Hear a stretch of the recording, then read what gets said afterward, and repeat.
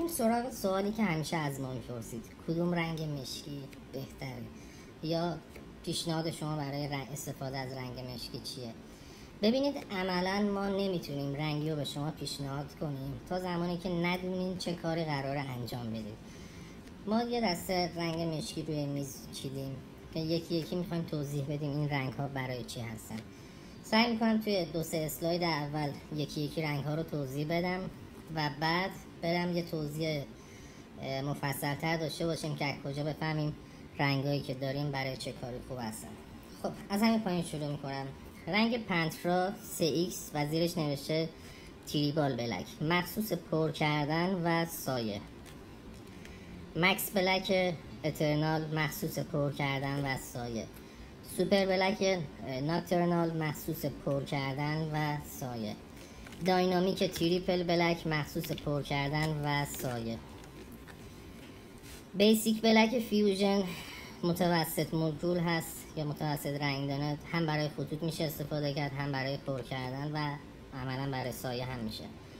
داینامیک بلک هم برای پر کردن میشه استفاده کرد، هم برای خطوط و هم سایه. اوتلاینینگ فیمس برای خطوط و سایه. زوپر بلک اینتنس برای پر کردن و سایه. فرمولا 23 برای خطوط و سایه. لاینر اینک پنترا برای خطوط و سایه. تریپل بلک اترنال برای پر کردن و سایه. لاینینگ بلک اینتنس برای خطوط و سایه و در آخرم لژندری فیمس که نوشته شده اوتلاینینگ اینک برای خطوط و سایه.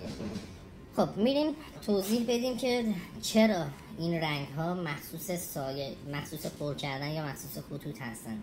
اولین نکته اینو بگم که تمامی رنگ هایی که توی مارکت هست، رنگ های اورجینال، رنگ های مشکی برای سایه ها اوکی هستن، میتونید باشون سایه درست کنید.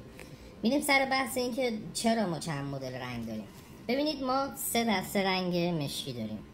رنگ های ریز رنگدانه یا ریز مولکول که تخصصی برای خطوط نوشته و نقطه هست که عملا میشه گفت کارهای ظریف. رنگ های بیسیک میشه رنگ پایه. تمامی شرکت ها یک رنگ بیسیک دارن. رنگ بیسیکشون متوسط مولکول هست، یعنی هم میتونیم برای خطوط استفاده کنیم، هم برای پر کردن و عمدتا برای سایه هم میشه. ولی نکتهش اینجاست که این رنگ های بیسیک مثل داینامیکی که گفتیم که هم برای خطوط هست هم برای پر کردن، تخصصی توی هیچ کدوم خوب نیستن، چون رنگدانه ها متوسط هستن. وقتی رنگدانه متوسط باشه، ما اگر بخوایم کار ظریفکاری انجام بدیم، یه مقدار خطوطمون اون ظرافتی که میخواد رو به دست نمیاره. یا مثلا رنگ بیسیک بلک فیوژن هم همین قابلیت رو داره، متوسط مولکول، یعنی این رنگ نه مناسب خطوط ظریف هست و نه پر کردن سطح‌های بزرگ، ولی هر دوتا رو میشه باهاش انجام داد. اگر میخواین برای کارهای ظریف، نوشته‌های ظریف، خطوط ظریف یا کارهای داتفورک از رنگ استفاده کنید، بهتره برین توی دسته اول که ریز رنگدانه ها بودن. رنگ هایی که مخصوص خطوط هستن، معمولا کمپانی مینویسه لاینر اینک یعنی مخصوص خطوط، یا مثلا دوباره کمپانی مینویسه اوتلاینینگ اینک یعنی مخصوص خطوط، یا مثلا اینتنس مینویسه لاینینگ بلک مشکی خط.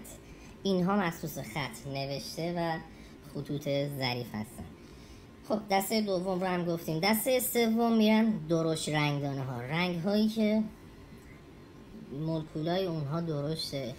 توی بحث پر کردن، سطح هایی که ما داریم، یه سطح حجمی وقتی داریم میخوایم پر کنیم، چون رنگدانه ها درشت هستن، بهتر و راحتتر میتونن عملیات پر کردن رو انجام بدن، مثل زوپر بلک. حالا از کجا بفهمیم که این رنگ اون قابلیت رو داره؟ ببینید، وقتی یک کمپانی یک رنگی رو تولید میکنه، معمولا یک شعاری برای اون رنگ داره.